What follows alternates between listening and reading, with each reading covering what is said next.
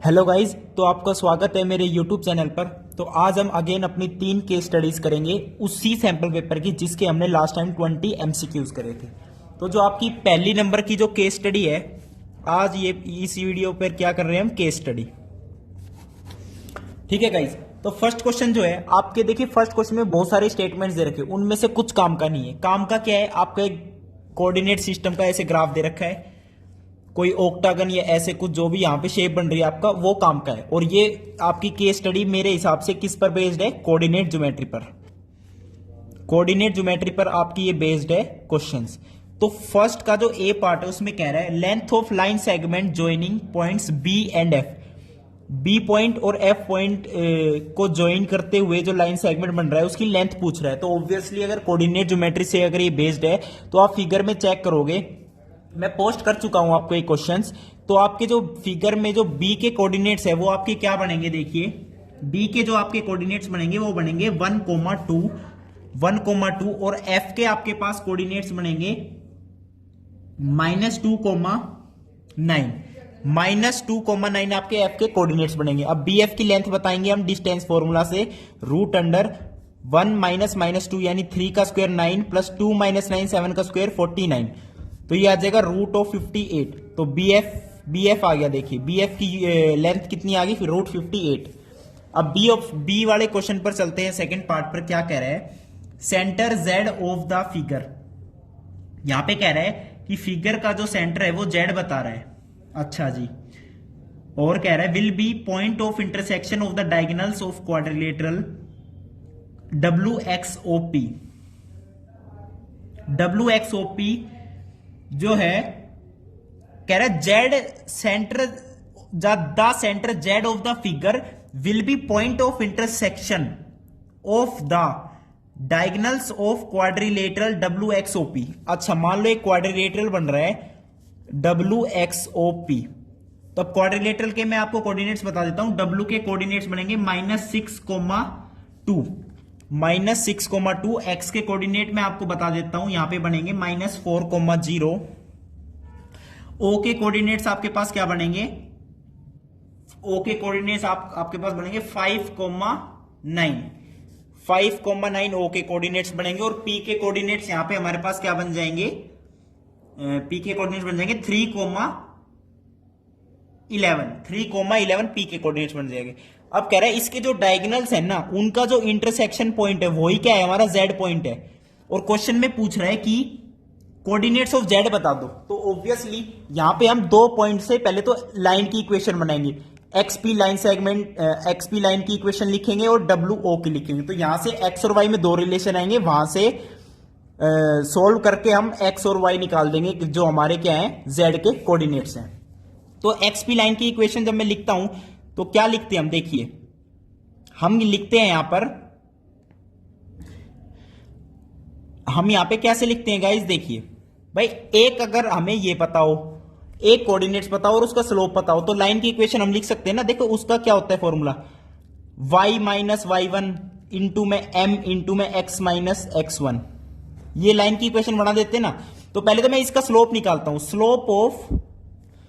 Slope of line XP मैं क्या लिखता हूं, y1 - y2 करो तो 11/3 - -4, तो 11/7 इसका स्लोप आ गया। अब मैं इस कोऑर्डिनेट के हिसाब से लाइन की इक्वेशन लिख देता हूं, y - 11 is equal to 11/7 into में x - 3। तो 7y - 77 is equal to 11x - 33।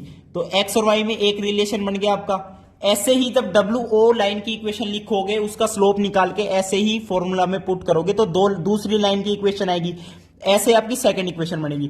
तो गाइस दोनों इक्वेशन बन जाएगी, एक्स और वाई में आपको सिंपली सॉल्व करना है। ये कैलकुलेशन का पार्ट है, ये आपको खुद करना पड़ेगा क्योंकि मेरे से अच्छी कैलकुलेशन आपको आती है। हम जितना फटाफट सिलेबस को कवर करता जाएंगे आपकी बोर्ड की तैयारी बहुत अच्छी होगी। देखिए पूरा चैप्टर कंप्लीट रट के जाना या याद करना is not the preparation, now smart work will be done. अब मैं इसके थर्ड पार्ट के क्वेश्चन पे चलता हूं।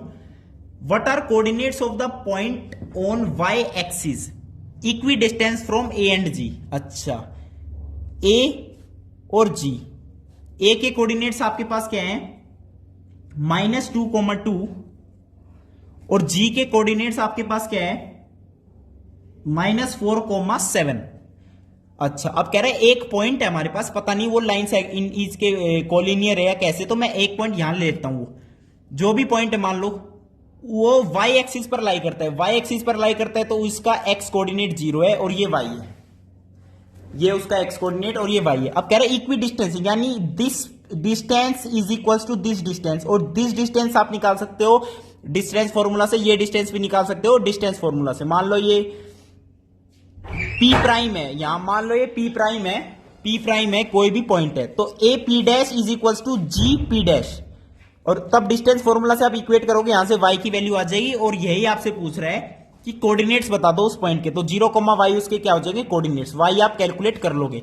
और इसका जो सेकंड पार्ट है उसमें क्या कह रहे हैं, एरिया ऑफ ट्रेपीजियम की बात कर रहे हैं। तो गाइज मैं आपको बता दूं एरिया ऑफ ट्रेपीजियम क्या होता है। देखिए मैं आपको बता देता हूं एरिया ऑफ ट्रेपीजियम।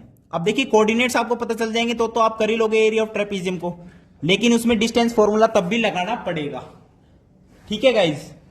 तो एरिया ऑफ ट्रेपीजियम यहां पे क्या होता है, हाफ इंटू में सम ऑफ पैरेलल साइड्स इंटू में हाइट, इंटू में हाइट।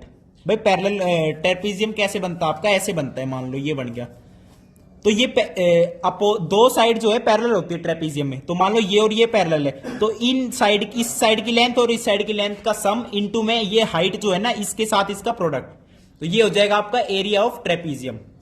अब मैं चलता हूं आपकी सेकंड केस स्टडी पर। सेकंड केस स्टडी क्या कह रही है, सेकंड केस स्टडी यहां पे क्या कहेगी देखिए। अच्छा जी, अच्छा जी, ये आपकी एपी पर बेस्ड है, आपने पढ़ी होगी जरूर, मैंने जो पोस्ट करी है तो ये शायद एपी के बेस्ड पर है कि भाई स्कूल ऑडिटोरियम में constructed to accommodate at least 1500 people वो है ऑडिटोरियम में आ जाए, इस तरीके की बात कर रहे हैं।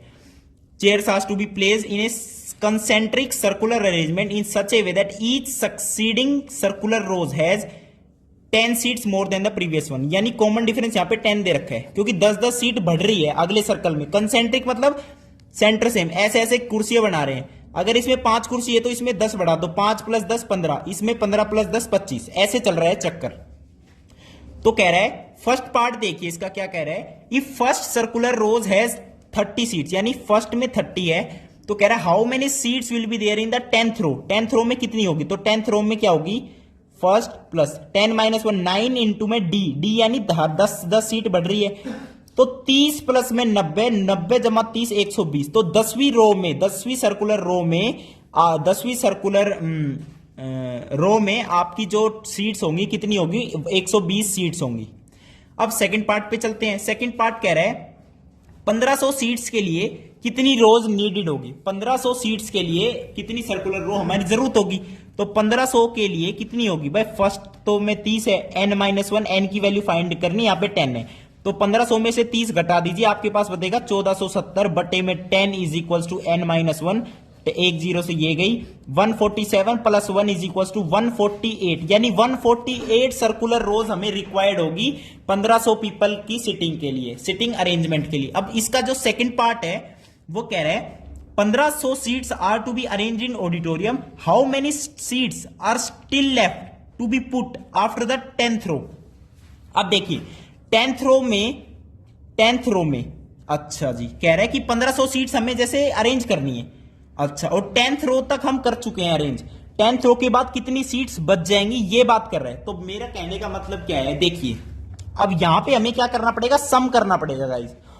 पहले तो 10th रो तक का सम देख लेते हैं, n/2 ट्वाइस ऑफ a0 यानी 30 प्लस n - 1 यानी 9 इंटू में d, तो इसका सम करके देखिए यहां पे आ जाएगा 5 60 प्लस 90 150 इंटू में 5, तो ये आ जाएगा 750 9 6 15 150 इंटू 5 कितना होता है 750, वेरी गुड। 750 सीट्स तो अरेंज हो चुकी है अब तक 10th रो तक, अब बची कितनी, बस 750 प्लस 750 कितना होता है 1500, और टोटल हमें 1500 ही अरेंज करनी है, तो 750 seats are still left to be put after the 10th row. अब मैं चलता हूं इसके थर्ड पार्ट पर, उसमें क्या कह रहा है, if there were 17 rows in the auditorium how many seats will be there in the middle row. अच्छा ये हमसे बताओ क्या कह रहा है, मिडल रो में कितनी सीट्स होगी, अच्छा कह रहा है 17 रो है total, 17 rows are in the auditorium, then how many seats will be there in the middle row? Middle row की बात कर रहे हैं। अच्छा जी, टोटल मान लो 17 है, 1 2 3 अप टू 17। अब मिडल रो में कितने बच गए, ध्यान से देखो भाई, ऐसे आप बहुत ही आराम से देखिए, 5 6 7 8 9 10 11 12 13 14 15 16 17। मिडल रो कौन सी बचेगी, ये काटो ये काटो ये काटो ये काटो, 15 3 4 14 13 5 6 12 11 7 8 10। मिडल रो है 9th रो। अब 9th रो में कितनी सीट है वो पूछ रहा है, तो A9 फाइंड आउट करना है। A0 यानी 30 प्लस 9th रो n-1 यानी 8 इंटू में D, तो 80 जमा 30 110। तो 110 seats are there in the middle row if there are 17 rows in the auditorium. अब गाइज हम चलते हैं अपने थर्ड केस स्टडी पर। आज की थर्ड केस स्टडी हमसे क्या कह रही है, देखिए थर्ड केस स्टडी। देखिए आपने एक चीज तो नोटिस कर ही ली होगी कि केस स्टडी ज्यादातर किसके बेस पर आ रही है, या तो एपी के बेस पर आ रही है, या कोऑर्डिनेट ज्योमेट्री के बेस पे आ रही है, या फिर आपकी किसके बेस पे आ रही है, एप्लीकेशन ऑफ ट्रिग्नोमेट्री के बेस पर। इन चैप्टर्स का रोल इन्हीं चीजों में जो मैंने आपको बहुत अच्छे से पढ़ाया है। तो अब मैं चलता हूं थर्ड केस स्टडी पर। थर्ड केस स्टडी में क्या कह रहे हैं, देखिए, we all have seen the airplanes flying in the sky but might have not thought of how they actually reach the correct destination. Very good. ATC, air traffic control, is a service provided by ground-based air traffic controllers who direct aircraft on the ground and through a given section of the control airspace, and can provide advisory services to aircraft in non-controlled airspace.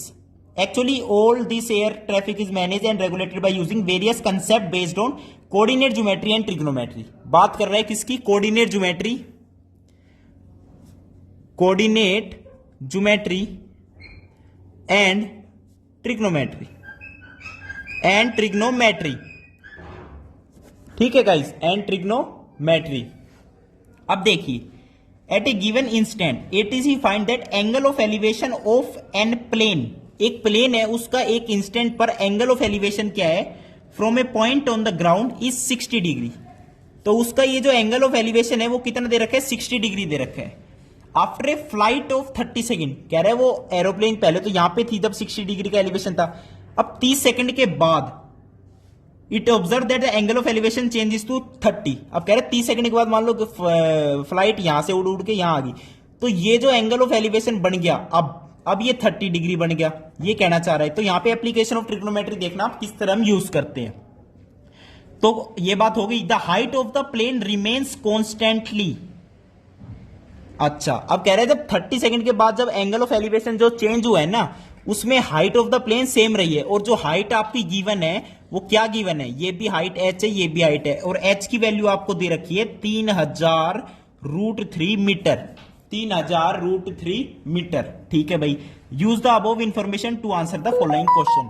अब इन आपके जो question है उसके answer देने, ये हमारी information है। अब आपका जो फर्स्ट क्वेश्चन है, फर्स्ट पार्ट है इसका, उसमें कह रहा है draw NEET label diagram, figures को बना दो। अरे यार ये एरोप्लेन है, ये फिगर ही तो बन गई हमारी भाई। एटीसी यहां है आपका ग्राउंड पर, एयर ट्रैफिक कंट्रोल, एक इंस्टेंट पर जब एंगल ऑफ एलिवेशन 60 था तो प्लेन यहां पे थी, और जब 30 सेकंड के बाद, है ना 30 सेकंड ही कह रहा था ना वो, हाँ जी 30 सेकंड के बाद आपकी प्लेन यहां से यहां आ गई, तो हाइट तो सेम रही, जो हाइट आपको गिवन है 3000√3 मीटर। 30 सेकंड के बाद प्लेन यहां से यहां आ गई और angle of elevation changes to 30 degree. बस ये आपका फिगर है, तो ये फर्स्ट पार्ट आपका क्या हो गया, कंप्लीट हो गया फिगर। अब सेकंड में क्या कह रहा है guys, what is the distance travelled by the plane in 30 seconds. अब ये डिस्टेंस की बात कर रहे हैं, ये डिस्टेंस क्या है, डी। 30 सेकंड में तो प्लेन ने इतना ही कवर किया है ना गाइज, तो मैं क्या करता हूं, ये डी है और ये मैं एक्स मान लेता हूं। Very good. अब मैं जब टेंजेंट 60 लिखूंगा ना इस ट्रायंगल के अंदर, इस वाली ट्रायंगल के टेंजेंट 60 होता है h अपॉन में x। h आपकी है 3000√3 बाय x, और टेंजेंट 60 आपका है √3 से √3 कैंसिल, x की जो वैल्यू आ गई वो आपकी आ गई 3000 मीटर। Very good. अब ये x की वैल्यू आई है 3000 मीटर। अब मैं लिखता हूं 1030 में लिखता हूं h अपॉन में d प्लस x, और h आपका दे रखा है 3000√3, और tan 30 होता है गाइज आपका 1/√3। तो d प्लस एक्स की वैल्यू है 3000, तो 3000 plus d is equal to √3 into √3 into 3000 यानी 9000, और यहां से d की वैल्यू क्या आ जाएगी आपकी 6000 मीटर। और यही हमें फाइंड आउट करना था कि फ्लाइट 30 सेकंड में कितना डिस्टेंस कवर कर चुकी है, यानी 6000 मीटर, यानी इसकी स्पीड भी कह सकते हो आप 6000 डिवाइडेड बाय 30 यानी 180 मीटर पर सेकंड कर रहा है। ये तो बकवास थी, पूछा क्या गया था D 6000 metre, that is your answer. अब इसके सेकंड पार्ट में क्या कह रहे, देखिए आपके चॉइस होगी, बी वाला पार्ट होगा ना, उसमें चॉइस होगी, जो आपको अच्छा लगे वो करना। अच्छा यानी जिसे आप कॉन्फिडेंट हो मैं इसे सोल्व कर पाऊंगा, number I will gain full marks.